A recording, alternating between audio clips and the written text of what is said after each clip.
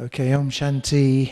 My name is Mathew, and brief introduction. I've been with Baba for 22 years, and I've been at the Global Retreat Centre in Oxford for the last 15 years. And I'm going to share a few ideas this morning on tuning in, tuning up, and tuning out. And so I asked Alex to give us a little demonstration with a guitar, how it's so important that we do tune in. As you noticed before he started playing correctly, it's disharmony. And if we're not tuned into the right frequency, or the notes aren't tuned in correctly in our lives, then this is what it creates as disharmony. So tuning is a fascinating subject. If it wasn't for the fact that we were tuning into the translation, some of you would not be able to understand what I was saying. You may not understand what I'm saying anyway. So what we're going to look at is exploring, first of all, the idea of tuning in. What are we actually tuning into? And the fact is that it's really to do with vibration. Everything is operating in a vibrationary field. And what Baba's trying to teach us is to tune into a certain frequency, which is Baba's frequency, which is going to enable us to create an energy, a conscious energy, which is ultimately going to materialize or manifest as an experience that we will know as the Golden Age. It will reset the cycle. But at present, what are we tuning into ourselves? Well, that's a mixture of things, isn't it? Due to the fact that we've been on a long journey and we're tuning in, or have been tuning in quite predominantly to Maya and Maya's world, Maya's radio station or Maya's TV station, and enjoying the entertainment there. And that sort of led me to thinking about what it requires for us to make the shift, to tune into what is certainly a higher vibratory state of being. Because tuning into Maya's kingdom, or the gross world, the gross consciousness, is about a lower vibrationary field, and something that we've become very used to. And so when we start to try to become more subtle in our connection, then it sometimes is a little difficult to let go of some of the more substantial experiences that we have, because spiritual experience is of a different nature. Maya's kingdom offers us an illusion, in a sense, that there is temporary happiness there, which we've been pursuing, and so we have to break away from that, and that requires us to connect on a higher level, to take that happiness that's missing or has been missing in our lives from Baba and from that energy, from that vibratory field, and to fill ourselves to such a degree that it becomes our reality. So it is an actual change of consciousness. And interestingly, I was thinking about recently, the situation we find ourselves in at the moment is really, especially towards the end of the cycle, is where we are amidst the consequences of our karma, which has to be settled, and the changing or transformation of our sanskars. And in a sense, these two are quite individual, because our karma, as we know, is as a result of our journey. It's a build-up of events, good, bad, and indifferent. And our sanskars have come about through various reasons of producing karmic actions. Yet the karmic accounts that we now have to deal with are there regardless of what they may be. Whereas with our sanskars, because we're now tuning into a different frequency, a different way of understanding, gives us the opportunity to look at them quite differently. For example, before you came to Baba, you might remember suffering from various problems, whether they be relationships or illness or whatever. And because you didn't have knowledge, spiritual knowledge enables us to look at things very differently. And that enables us to change our response to what's happening around us. And so when the karmic accounts now appear, we can look at them quite differently than we did previously. So one of the things that we're going to tune into, of course, is understanding, because it's understanding that enables us, first of all, to change direction, to change the frequency. And that understanding is only as good as the level that we accept it and take it on board. So Baba's saying it's good to have the knowledge, but it actually has to become your dana. And so what is it that we need to do to create that awareness that enables us to experience the result of that understanding, which is really what we're here to do. And we might spend a great deal of our time studying and listening to Baba's Murli and sharing ideas and looking at spiritual knowledge. But what Baba actually wants us to do is to become the embodiment of it. Because when we become the embodiment of it, and it's coming from a real space inside of us, then that vibration, that higher vibration that we start to give off, starts to do real service. It starts to affect the people around us, and I'm sure most of you have already had experiences of people being affected by your presence, certainly when you're in a higher vibratory state of consciousness. So it's very important that we start to lift our consciousness up and start vibrating at this higher level, because the world is becoming more gross and more negative, and it's actually the vibratory level is going down. And of course what we also notice, that if we are not in the right consciousness, that we also get pulled down with it. And so there are a number of things that we need to address, and they're quite obvious things in a sense, but it's interesting to look at them from different angles. And the first one of those is Amrit Vela. Now, I don't know how many of you do. Does everybody do Amrit Vela every day, 365 days a year? Yes? Yes? A couple of hands gone up. So what are the rest doing? So, it's like really in our Brahmin life is to make it real on the basis of understanding why Baba is asking us to do certain things. So this is tuning in initially to Baba's knowledge, what Baba's teaching us.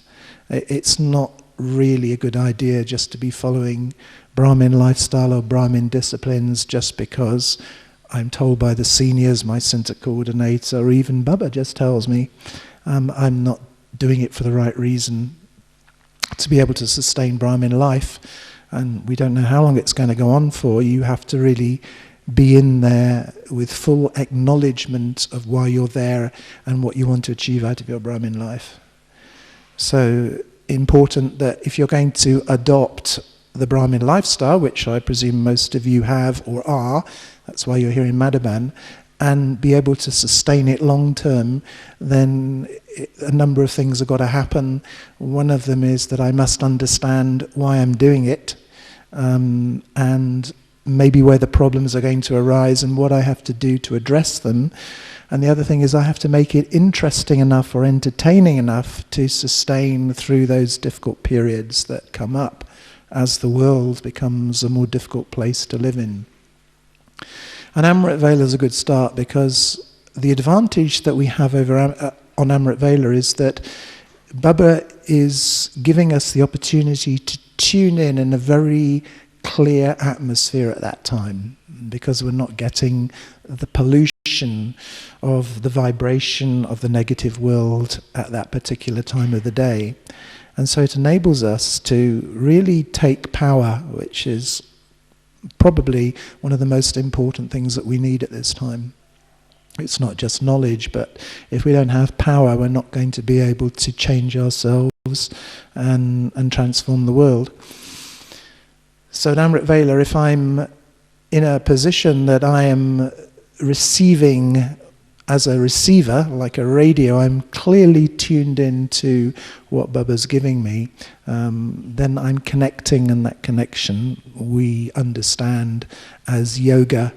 And that should be experienced by me in the form of power, love, peace, whatever, as a current, sakash, is coming into the soul. You feel yourself being charged up. You feel that you are actually moving up to a higher level of consciousness. And it's not a gross experience. It can be very subtle, very fractional. And so it's not something that necessarily I'm going to be having incredible realizations, but it's just a very subtle, on the whole, a very subtle feeling that something has shifted inside of me. And because a lot of what Baba is doing to us, or on us, however you want to see it, is actually on a subtle subconscious level. A lot of the things that are being sorted out under the surface, because there is a lot of stuff there. And so to tune into Baba at that time, what I require is a number of things, as one would to tune in, and that's to be receptive. I have to be receptive, and I have to be focused, and I have to start to practice concentration. As you probably understand, concentration is a prerequisite to meditation. And so just simple things is, am I getting enough sleep, and good quality sleep? Because as you've most likely experienced here in Madhaban, the opportunities come because you're not having to go to work. Hopefully you can get a little more rest than you normally get. And when you're going into Baba's meditation rooms, what we're receiving, of course, is those ready-made vibrations that have been laid down over many, many years, and not just by the Madhaban Nawasis, but also by all the visitors who've come, and that energy is piling up. So that experience is there, that when you go into Baba's room, I'm in Pandav Bhavan at the moment, and a couple of my favourite places are Baba's room and the History Hall, and they're just seeped in that spiritual vibration, so that when you actually go into those rooms, you don't really have to do very much. Do you have that experience? Just sit down and you're being soaked in that energy. And so it's really, this is one of the big pluses of Madhaban, is to take advantage of these wonderful gifts that we have here to improve our meditation. But of course, the main criteria is that it has to be sustainable when I go back, because Madhaban gives us that lift, gives us that boost. And so I have to tune in next to how I'm going to sustain that, and in the world in which I live. Some of you may be in centres, but I should think quite a few of you are living either at home with your Lokik families, or you're outside working and doing what you have to do. And so not only do you have to make that connection, tune into Baba, but you also have to sustain that connection throughout your day, so that you are able to lift yourself out of what is mundane consciousness. And it's very easy to slip back into that. For example, how many of you honestly watch TV still? Anybody? Hands up? There's a few hands going up. Yeah, quite a few. So, it's like to ask myself, why am I still doing these things? Not as a criticism of myself or anybody else. And one of the things I'm very interested in at the moment is being aware of my own shortcomings. And we all have our own shortcomings, but not in a negative sense that it becomes either self-critical or critical of other people, but rather that it's an observation as something that I wish to deal with, that I wish to change. Because if I'm either suppressing it or expressing it, that negative behavior becomes a problem on all levels. And so that also requires us to tune in to my needs. What do I as a soul, what do I need? And this is very interesting work, because once I start to dig around a little bit and see what is actually driving me as an individual, it will also allow me to start to recognize what I'm expecting from others. And it might not necessarily be positive. It might be in the form of some negative behavior. But that negative behavior is being driven by my own sanskars. And if I don't recognize these things and I'm not able to change them, if I'm tuning into people's observations of me or people's reactions to me, I'm receptive to it. Not in a sense that I feel that I'm being criticized, but I'm just acknowledging the fact that maybe I'm not quite Lakshmi or Narayan yet, then it gives me a margin to say, right, well, what is necessary for me to do to transform myself in a certain way? And then I must ask myself, well, do I want to transform myself? Isn't that what I'm here for? Because if I don't, maybe I'm in the wrong place. Because we are here to reach our stage of perfection. In Oxford recently, we have an inner space there in Oxford City itself. And recently, Brother Anthony from Canada, who now lives with us in Oxford, suggested that we gave a lecture in the form of the course, the 7-day course, which is quite interesting if you think about it. Well worth taking up in your own countries. Just think about it. You're going to give Baba's knowledge to new people who some would have had no connection at all with the Brahma Kumaris. Quite easy maybe to put across the soul, but have you thought about the 3 worlds, or the tree, or the cycle? How would you explain the cycle to a completely 25, 30 people off the street? And I was given an opportunity to do a couple of these, and I looked at it and I thought, well, if we actually put it over as textbook style, then people are going to maybe be a little bit confused about it, because what do we do with the course? We really unravel Baba's knowledge, which is what happened for us, didn't it?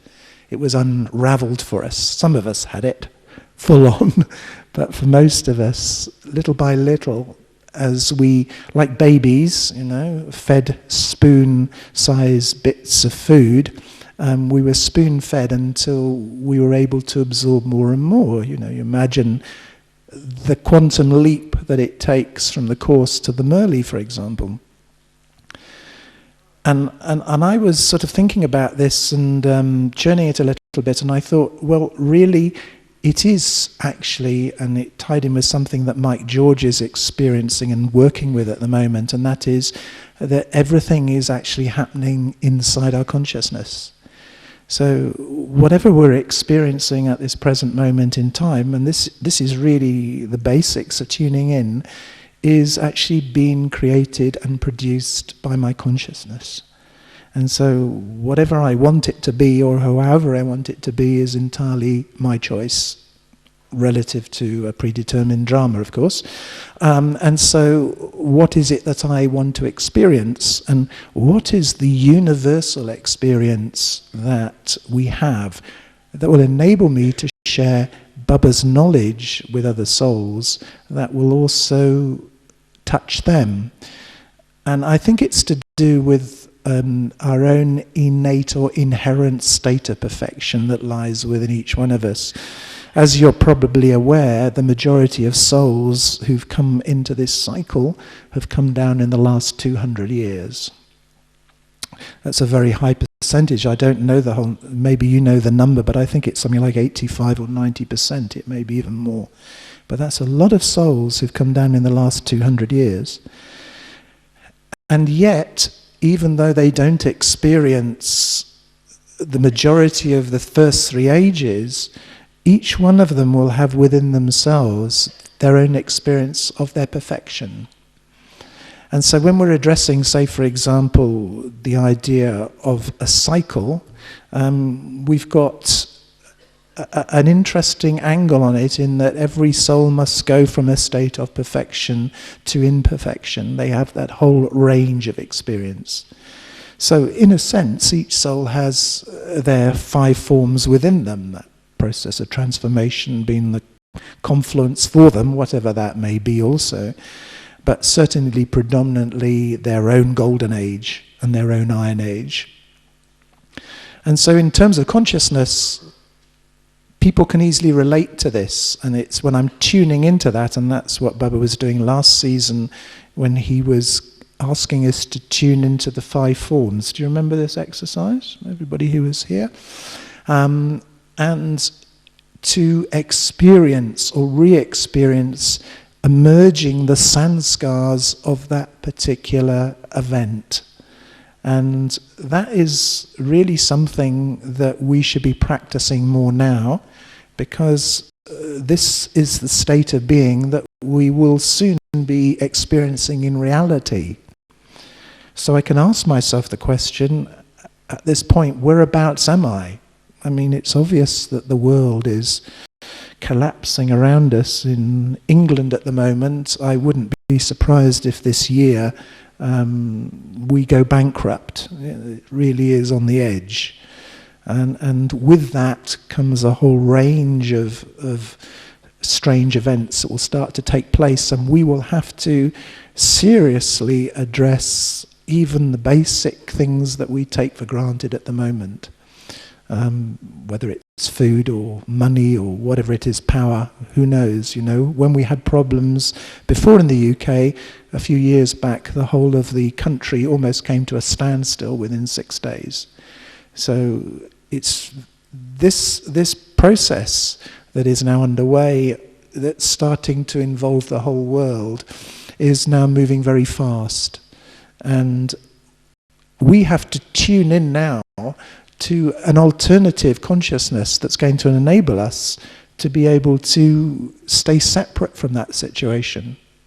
It's not just going to be good enough for us to have knowledge that destruction's coming or whatever's going to happen, but we're going to have to be consciously prepared inside so that our stage is of a higher vibratory level, so that when things are happening around us, and some of those things will be very gross and very negative, we will not be affected or infected by them. And so we can ask ourselves, honestly, am I able to do that now? Am I able to,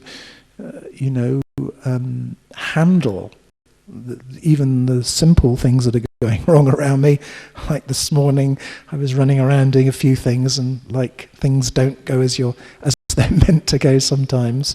So how am I responding to those small little tests that are happening to me? And each one of us is in our own special place with special souls that are enabling us to check ourselves out. Yeah, do you know that? You're in exactly where we all should be, because that's where things are happening for us, where our karma is, where our opportunities are, and where we will grow. And so if I'm not able to handle even those situations around myself, with my work colleagues, with my fellow Brahmins, with my spiritual life, with the tests and tribulations that come, then what's going to happen when the heat goes up? And this is really where we need to tune up.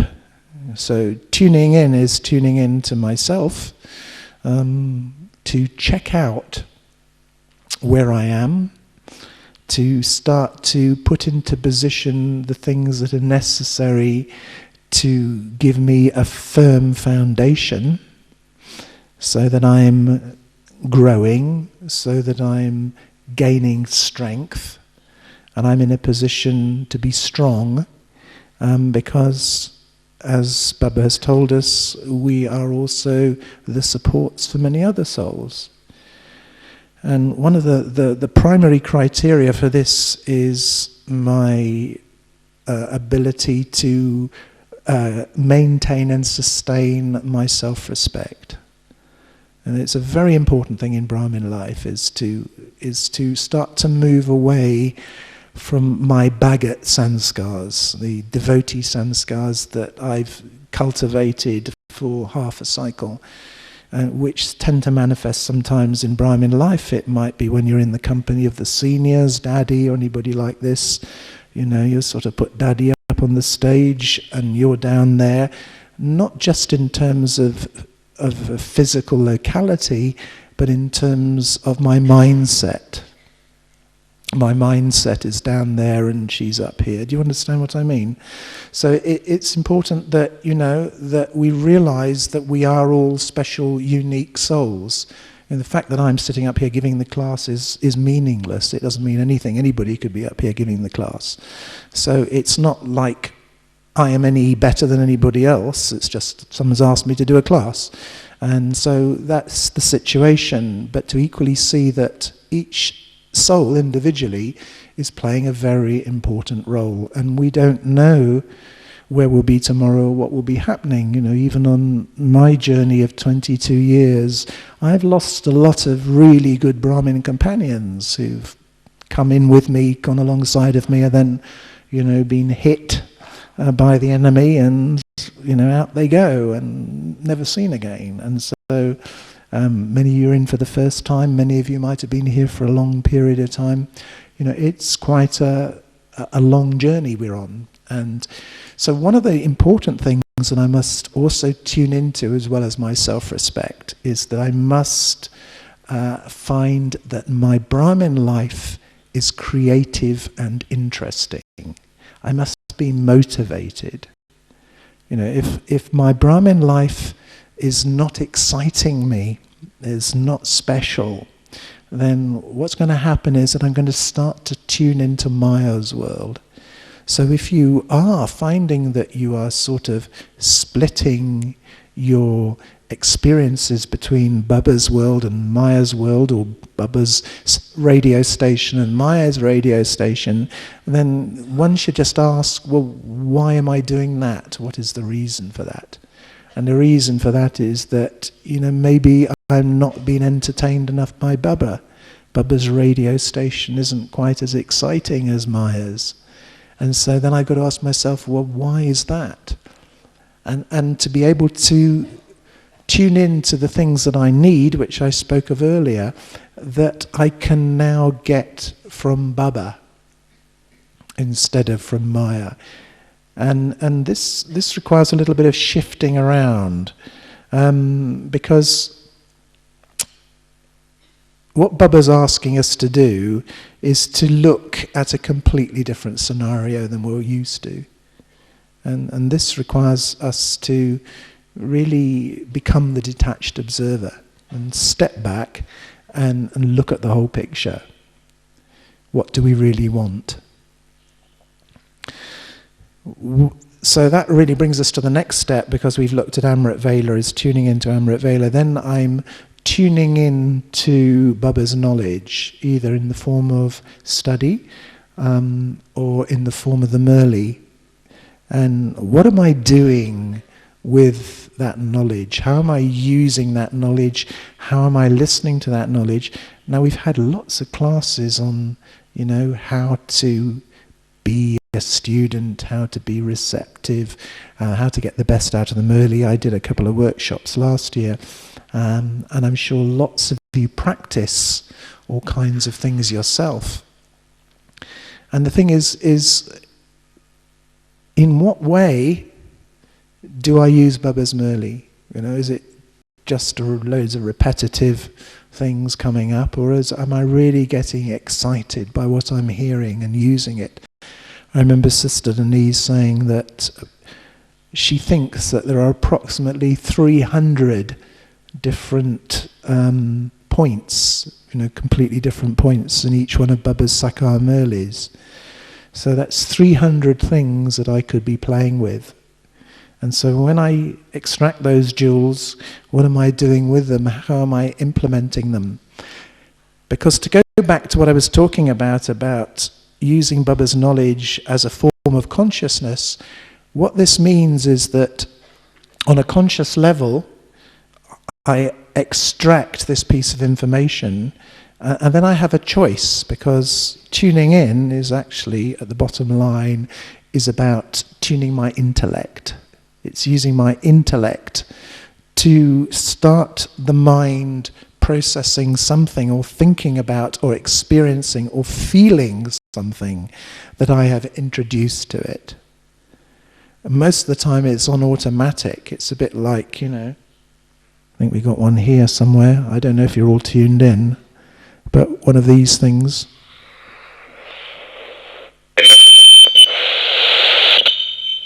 Are you in the middle there somewhere?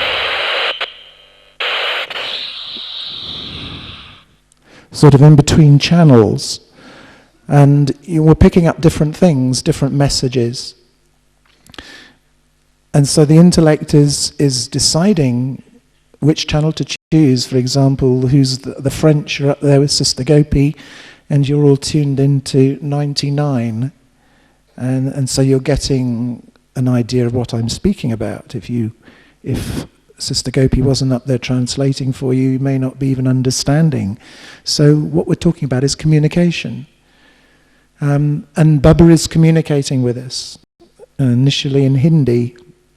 And if we didn't have translation, then, and we don't speak Hindi, we don't get the message. Yeah? We're not tuned in.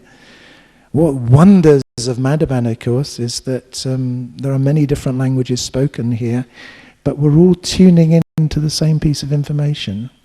And although it might change a little bit in translation, we're getting a general feeling of what Baba's trying to convey to us. So there's obviously language, a language of the Murli, Baba's language, but there's also that language of vibration, a language of thoughts and feelings. And one of the things that Baba has been encouraging us to do recently is to start to use our mind more, to start to serve through the mind. And this is a very interesting area, because, the mind is creating vibrations, and you can often, as I'm sure most of you are aware, because human beings are very intuitive and very receptive to vibrations. So it might be I'm sitting here and talking very, very softly and peacefully, but the vibration I'm giving out is different, and you'll pick it up in a different way, because we're tuning in to those subtle vibrations. What is being said physically is just a very small part of what is being expressed. And of course, also tuning into body language. What is my body telling you? Maybe I'm uncomfortable, I'm moving around too much and moving my legs around. And so there's many messages are being conveyed. And so we're tuning into all those different levels. So Baba's teaching us from the onset, from the knowledge that he's giving us, how to communicate. This is a different form of communication. We've been communicating grossly with human beings, generally in a way that is based on the vices, vice-driven communication. And now the communication is very different, or we are attempting to put a very different communication into place. And part of that communication, which is very powerful, is drishti, Baba's spiritual vision that he's taught us to see the soul, to be and see the soul. And so when we're communicating with one another, and I'm sure many of you have had this wonderful experience of meeting one another through the eyes, but also meeting the Madhavan Nawasis, they're very grounded, very stable, and lovely drishti from some of these brothers around the place, whether you're taking Toli or whether you're meeting them in the dining room. Very unique communicative form. And so we are also pertaining to move towards this more subtle communication, tuning in to the spiritual level. And to go back to what I was saying earlier about addressing what is driving me as an individual, when I'm tuning into myself at a deeper level, then my communication is most likely the most powerful form of tuning, and that is tuning in at the heart level? Am I coming from a heart space? You know, it's all very well to have Baba's knowledge in my intellect, but if I'm coming from that intellectual space, after a while it gets a little bit tedious when you are trying to give everybody gyan, you know, like especially Brahmins. You know what I mean? You've been on the end of that. I don't know if in your countries you have a group of people called Jehovah's Witnesses. They're people who come and knock on your door, put the foot in the door and start to try to sell God to you when you don't necessarily want it. And we too can be a little bit evangelical sometimes, and people feel threatened by that. It's not necessarily comfortable. The way that we serve is by tuning into where people are and what they need, because we are a conduit for serving. We're not serving them personally, we're just a conduit for that experience. Which means, if you don't know what the word conduit is it means that Baba, if I put myself in the right position, Baba can use me to serve other souls. Have you all had this experience? Certainly giving the course or something, Baba will serve souls through you, if you're prepared to step aside, or if I'm prepared to step aside. So this is part of this vibratory field, is to start to work in this subtle area that Baba's teaching us to use. And the result of it is that souls will start to have experiences, much more than just giving them physical knowledge. They will also be able to tune into that higher vibration in the same way that we've tuned into the meditation rooms here in Madhaban. We're, as Baba often says, we're mobile meditation rooms. We're going round giving that vibration and that experience just through our being. And so I don't actually have to do anything, I just have to be something. So the 3 levels is tuning in, that's the initial step, concentration, focus, looking at what I'm here for, what it is necessary for me to do. Daddy Janki's, one of her favourite topics is cleanliness, and cleanliness means, in a sense, honesty. I've got to be open and receptive to where I am, warts and all, accept myself as I am, and start to begin to put myself in a position that I am transforming myself, because that's what I'm here for. And when I'm in that position, of course, then one of the criteria that Baba asks us to enable us to be successful, not just in our yoga, but in our transformation, is viceless. And Baba uses those 2 words, doesn't he? Wireless and viceless. So wireless goes very nicely with the tuning in process. You know, its ability now, you've got your mobile phones and all your gadgets that are no longer tied to cables, which enables you to communicate from all over the place. You know, it's amazing. We're in Rajasthan, and you're able to phone somebody on this mobile phone in the United States or something. And this is just with technology. But now we've got to be able to connect with the mind. So when we're tuning up, it's important that we connect with Baba instantly. We start to open up this line of communication. And what's Baba's number? 0. 0. So dialing the right number, and then I'm through. And when I'm through, you know, this 2-way communication can take place. And this will be absolutely necessary for us, specifically, not just now in order to gain power, but when situations start to get a little more challenging. Because you're going to have that ability to be with Baba when things start to, to give us those challenges, all those obstacles in our lives. So this yoga is something, as Baba was pointing out, has to be established over a long period of time. But equally, in order to do it, it's something that I have to do with love. It's not just saying, right, well, 7 o'clock every night I sit down in Baba's room for half an hour and, stare at the wall, look at the picture, or look at the ceiling, or think about something else. It's something that I must start to develop so that it's a joy. It's something that's filling the soul up with that power, that love, and that feeling of belonging to Baba.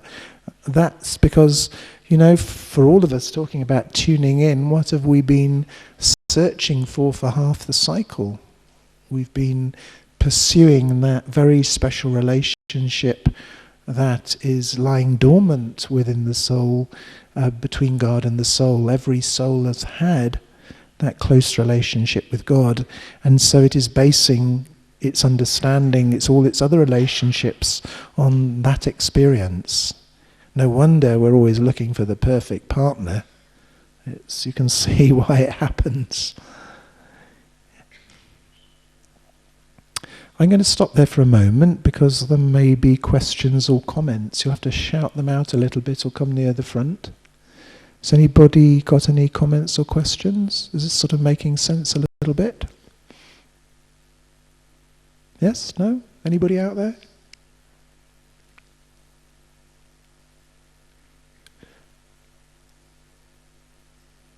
No questions. Good.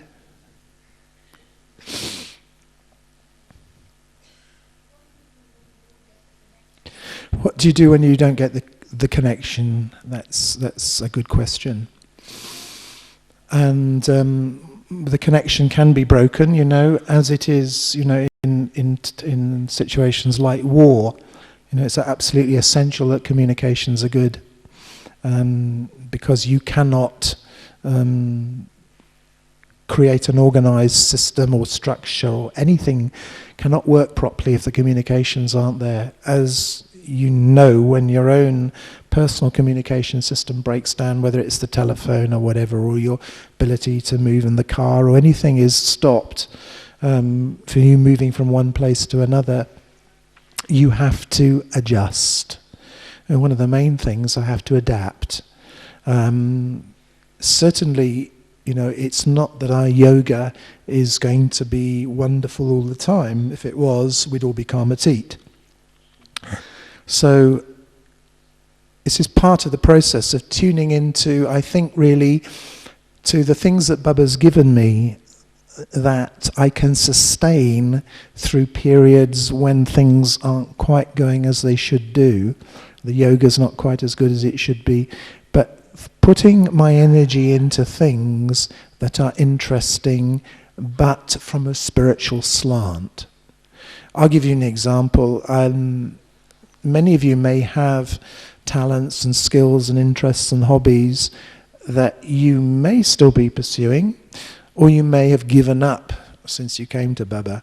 And when I first came to Baba, I was playing music and as a bit of a sort of temporary type musician and pursuing sort of creative artistic things. And when I came to Baba, I thought, well, that's going to pull my intellect. So I put it on one side for a while in order to see where I was. It would give me some kind of perspective. And after a while, I got the feeling that I was not really expressing myself fully. I was sort of in a state of denial. So I thought, well, what is necessary here for me to use my specialities, which ultimately come from Baba anyway. Baba has given me certain gifts and they are being expressed, to transform them spiritually into something that will be useful for Baba's work. And so a lot of this consciousness is to take the personality traits and specialities that I have, and use them in Baba's service in some way. And so this is why Baba gives us service. So even tuning into service is another area.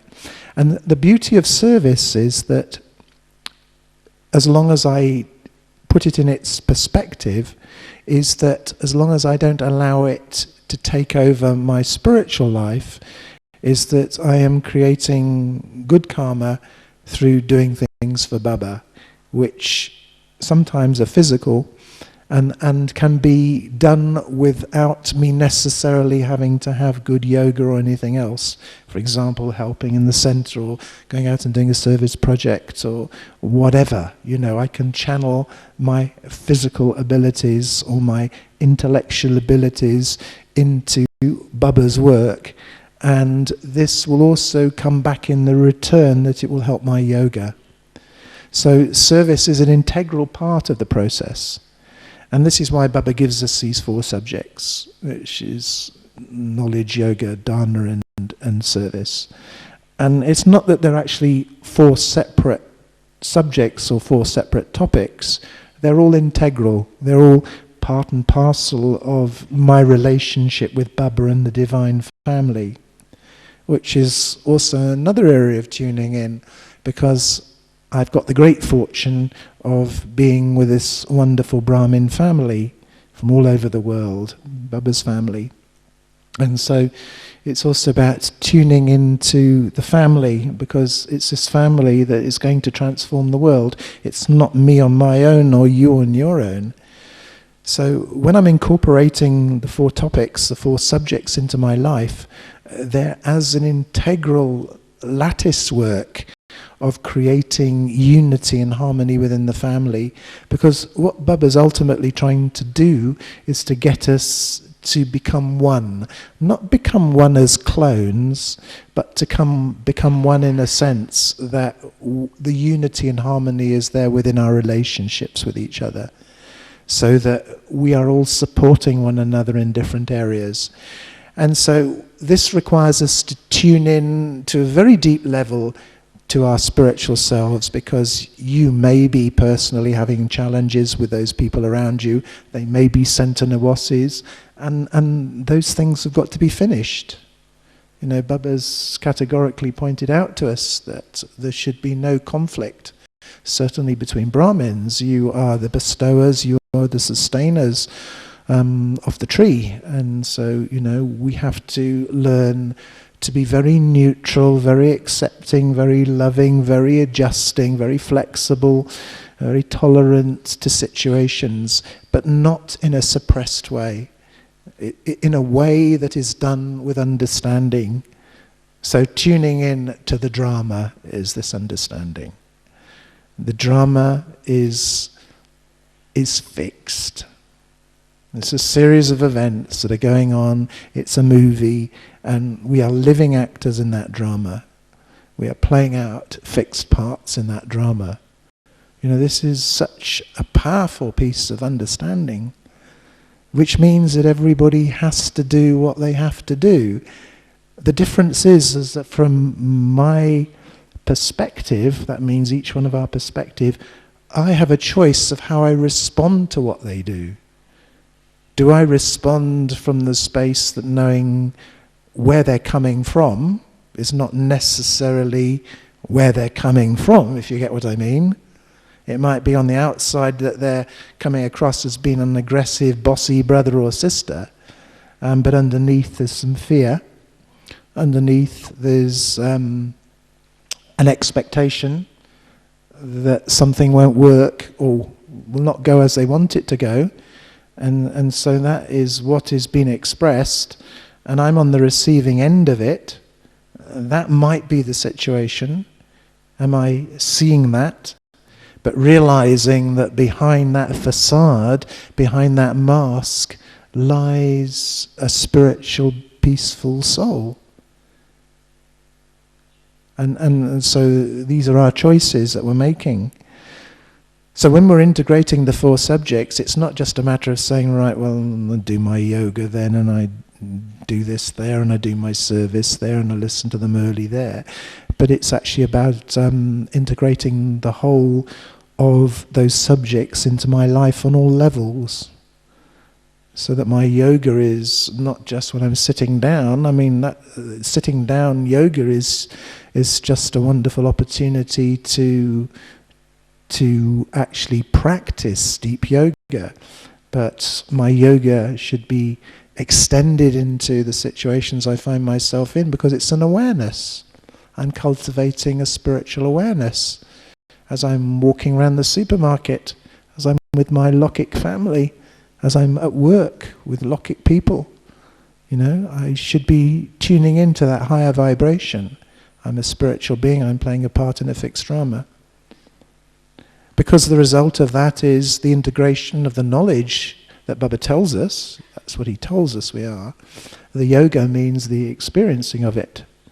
And the dana means the expression of it.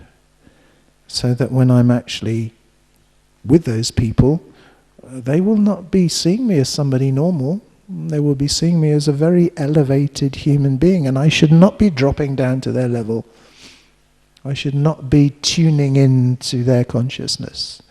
Brahmins do not do that.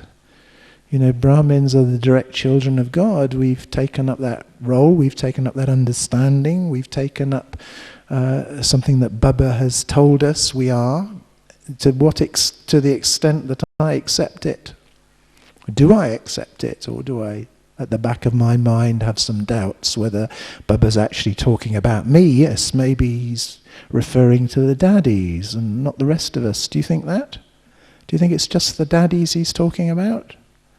You see, if that doubt starts to creep in, then I put myself back into that devotee, low self-respect mode. So every day, you know, Baba's building us up with that knowledge. This is who you are those deities, you are. Am I tuning into that vibration? Am I accepting that behavior? And then that dana will, you know, it's something I take with me. Not as an arrogance, but as a very loving, compassionate, accepting awareness that, you know, everyone is part of my family, not just the Brahmins, but, you know, when you're in Madhaban, there's all these lovely Rajasthani people around you, all different levels of people. You know, what am I smiling at them? Am I, you know, encompassing them in my world? You know, it's interesting to think where omnipresence comes from, because in the Golden Age, we will feel almost as if everything is part of us. And so you can see where people get this idea of omnipresence from, because it's like everyone belongs to me. If I'm still in this space of separation where I'm thinking, oh, what's this sister trying to say, or what's going on here, you know, I've created some kind of sense of separation between me and other people. I'm not tuning into their needs. This is not an inclusive consciousness that Baba's teaching us. And when I have that dana of inclusiveness and acceptance and love, which is coming out from that space of absolutely no fear inside of me, then automatically service takes place.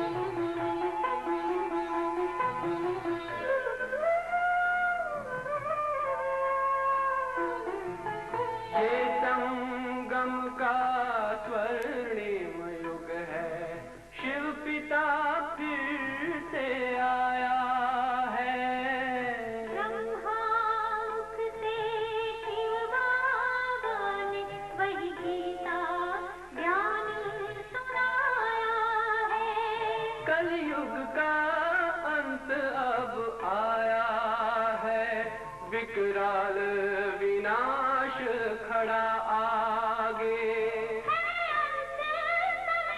अब हम सबका शिव पिता ने बतलाया है।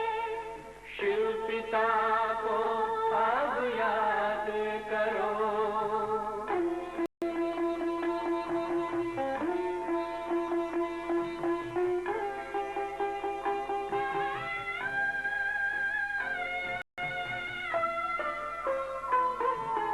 पांडव शिव शक्ति सेना की रणभेरी अब फिर बजती है। शिव बाबा के ज्ञान से फिर माया को मार भगाना है। शिव पिता को अब याद करो। सतयुग में तुमको आना है। शिव पिता को अब याद करो। मुक्ति धाम तुम्हें जाना है। अपने सुकर्मों के बल पर ही सतयुग में अब तुम्हें आना है।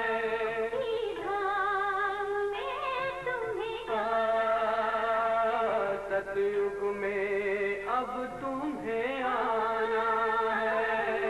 धाम में तुम्हें जाना है।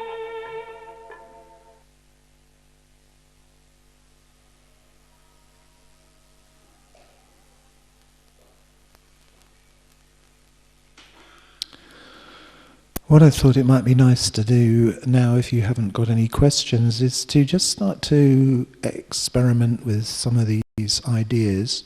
So we've got something practical to take away, because I'm more of a practical type of person. It's nice to give talks, but what we really want to do is to have tools in our spiritual toolcase that will help us, certainly in the times coming ahead, but also to improve our Brahmin life.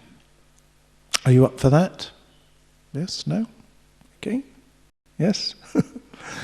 Okay. So one of the things that I encourage, well, I do myself, and also encourage when I'm taking courses and things, none of these things are compulsory, so you don't have to do them if you don't want to, but they're just suggestions. One of them is journaling. Journaling is not just taking notes. You might have been sitting here in classes and lectures in them early, taking down notes. And as Baba often says, you know, those things stay in your notebook, and maybe you look at them 5 years later or something. Journaling is actually about snapshotting a certain realization, understanding, or experience that I'm having about something happening. It might be something I'm hearing from somebody, something I'm seeing, something I'm feeling, because these are insights into the self, and we're working with ourselves, we're not working with other people. You are in a big family, but we have to understand that it's the self that we're working on, not somebody else. So everything that is being addressed, however I respond to it, is myself responding to it. So what we do when we're journaling is just to start to record those snapshots, to start to give ourselves a picture. For example, you might be irritated by me or something I've said. That's not a problem. I don't have a problem with that. But it's interesting to examine why you have a problem with it for yourself. Do you understand what I mean? Or you might, on another angle, have another attitude towards me or something or a situation. These are our own personal responses to circumstances, and it's important that we take ownership of them. So that's the first step as we move through these exercises, just to be aware of being the detached observer, and whatever response you're having, you are creating it. It's not me.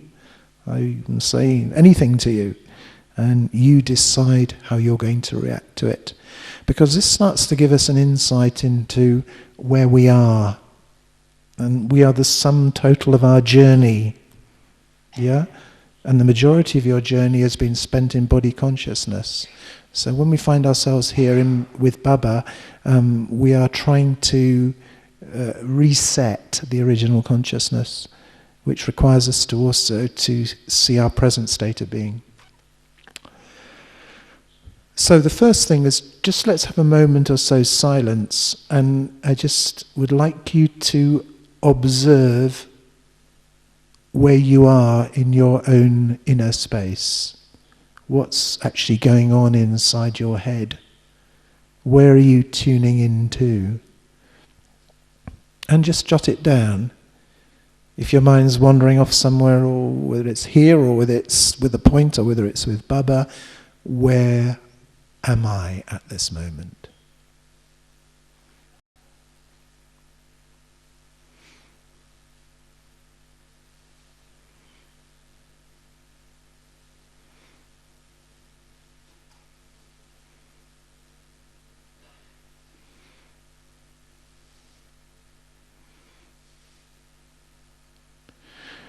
Okay, did you discover where you are?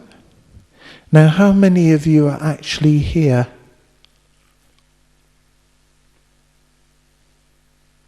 Not everybody.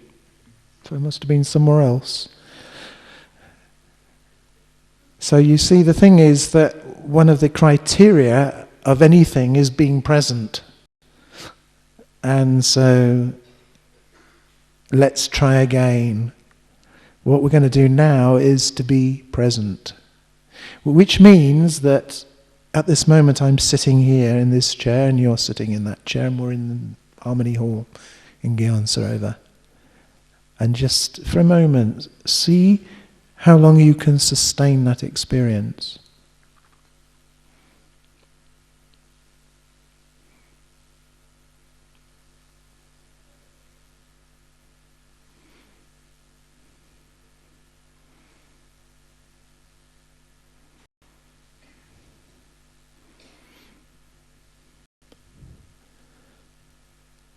Okay, did you manage that?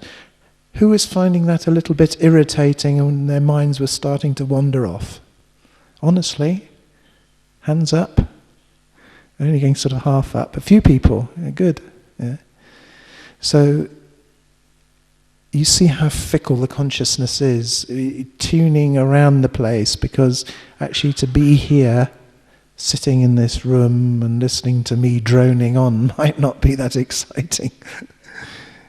Not what I'm used to. I might be used to all kinds of wonderful imaginings in my mind, or being entertained in different ways. And this is interesting because what it means is we have to really start to work on a much more subtle experience. Because Baba's extremely subtle. And if I'm tuned into lots of activity and action, and gross things happening around me, and that's what is entertaining me, then it's going to be very difficult for me to be entertained by Baba. Okay, let's go back and observe sitting in the room again together. Focusing the concentration on just being present, not doing anything, just being here.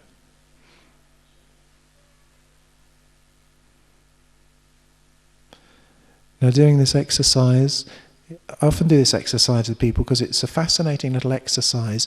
I just like you to stop thinking for a minute. 1 minute, okay? Just no thought.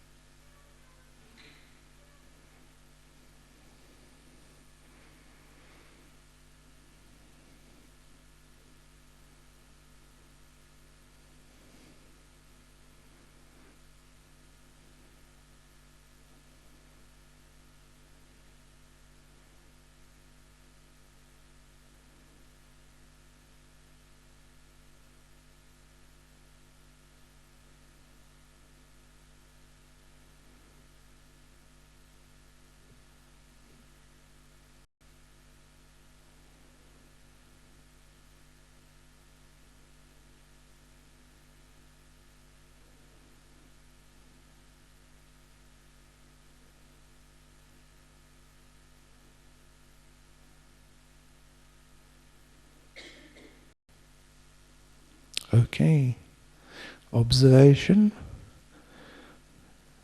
You can put that down as an observation for yourself, just so you're starting to get an idea of the inner territory that you're exploring. What we may have found is that it was very difficult to keep my mind still. Certainly Lokic people will have problems with this exercise, but you as practice meditators shouldn't find it that difficult. Not that we're trying to stop the mind thinking, but what we're trying to do is we're trying to see what is actually happening with consciousness. Now it might be that I'm using a mantra type technique. I might be saying to myself, Baba, Baba, Baba, Baba, Baba, Baba, Baba, Baba. Or I might be looking at Baba's picture. There are many things. And I might be also noticing the subtle, heightened awareness of the environment, the vibration of this room. I might also be aware of the tendency to notice more sound around me, more things happening, somebody coughing, it becomes amplified.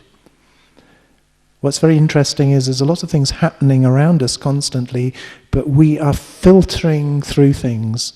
I'm involved in Oxford and have been for many years in different areas in sound on different levels, whether it's music or sound reinforcement.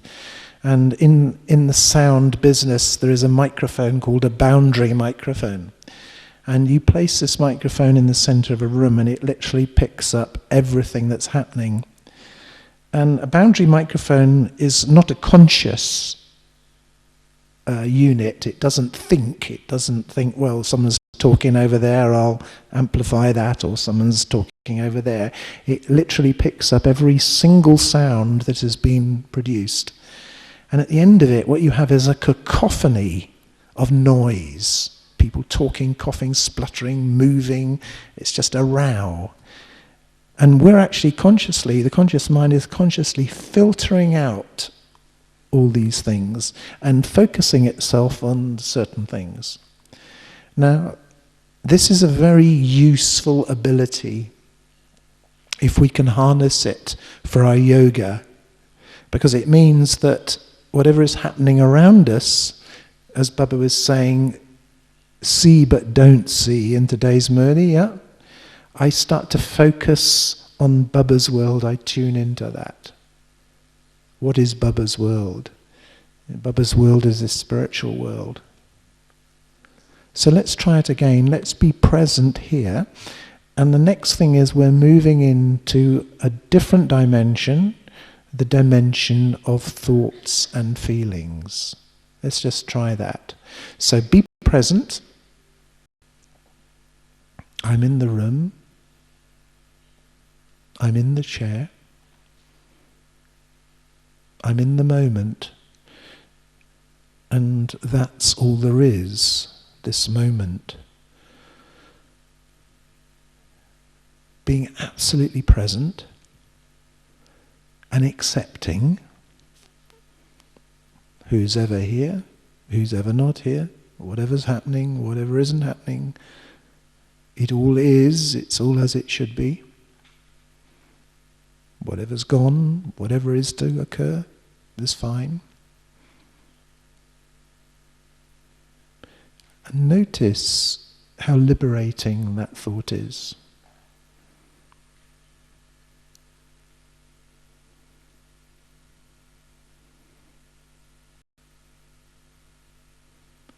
Starting to create a real sense of freedom, a real sense of separation between what I do and what I am.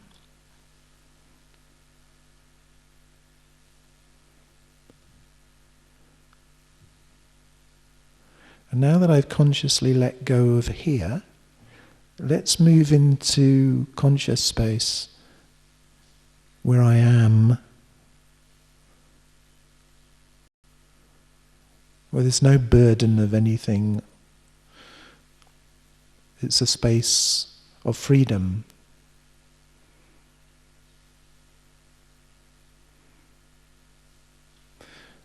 What am I feeling?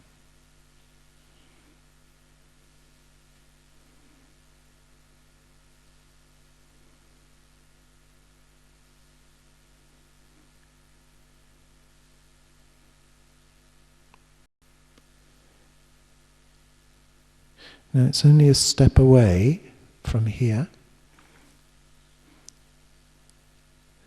to move into the spiritual dimension. Because what we're going to do is just move through a space, a gap, which Baba calls silence.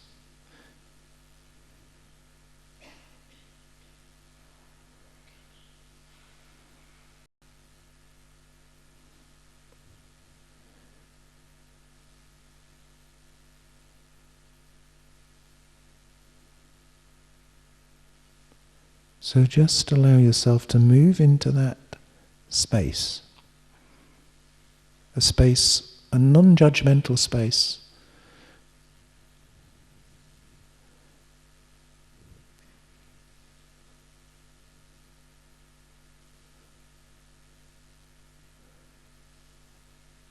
Not processing, not thinking, not creating, just being.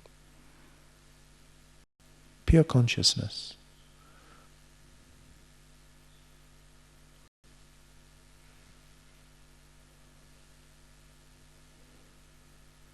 Just allow yourself to sink into it, like a comfy chair.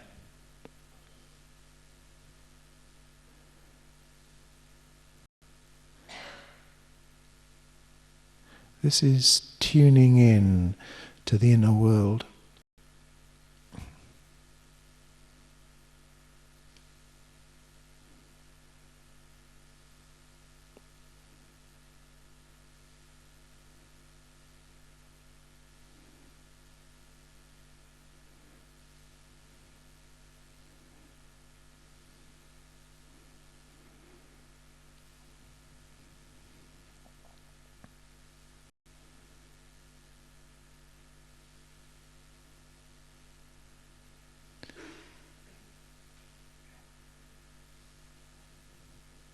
And we're tuning into each other, we're creating a collective awareness.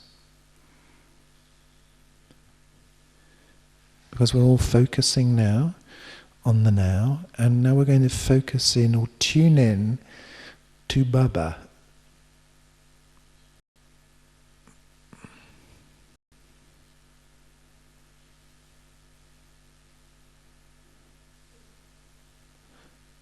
So just be aware of Baba's energy. It's here all the time. We just got to tune in to Baba. The same as I'm tuning in my radio to the translation. Just the right frequency.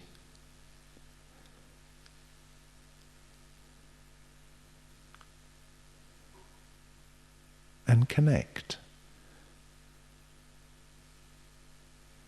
Feeling that beautiful, subtle energy, that power, that peace, that love.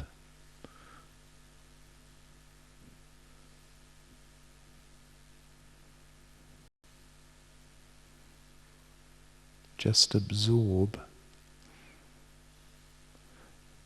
but don't intellectualize it.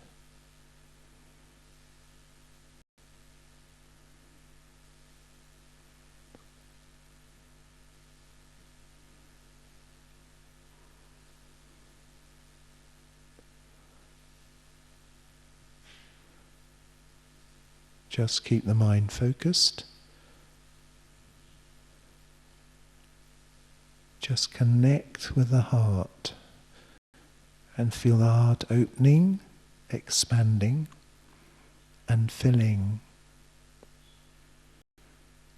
Baba is the ocean of love. Just let Baba fill the heart. Baba's very gentle, very subtle.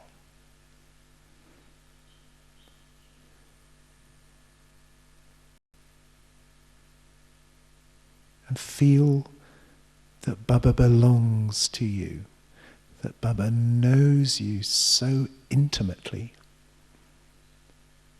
Baba is yours, like the daddies say when they share their experiences. Baba belongs to you.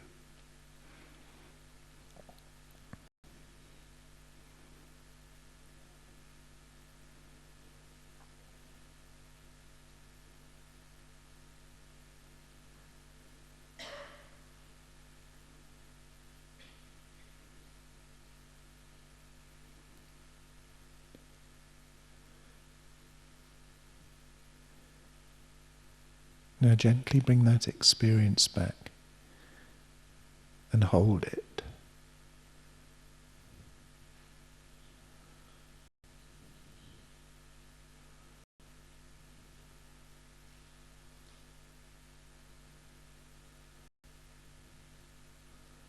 Keep it there.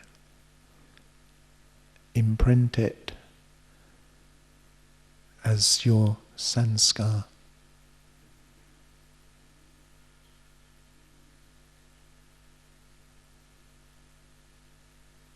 Keep it near the surface.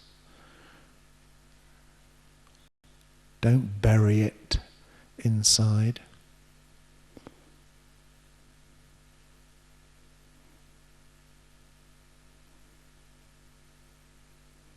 Let it shine out through your forehead and through your eyes as a vibration.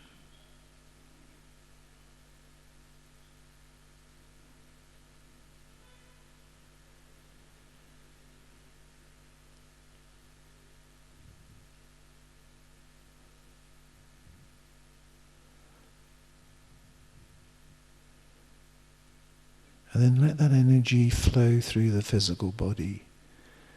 Actually feel that spiritual energy moving through your body. Renewing, healing, empowering your costume. Feel yourself being invigorated and cleansed by spiritual power.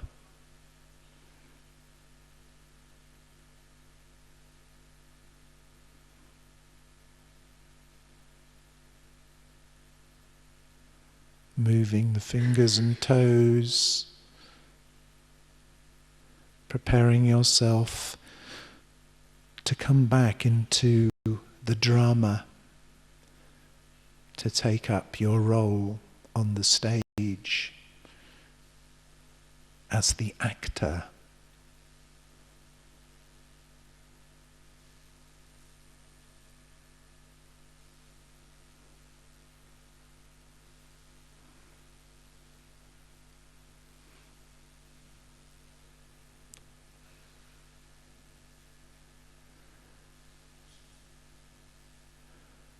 Okay? Is everybody still here?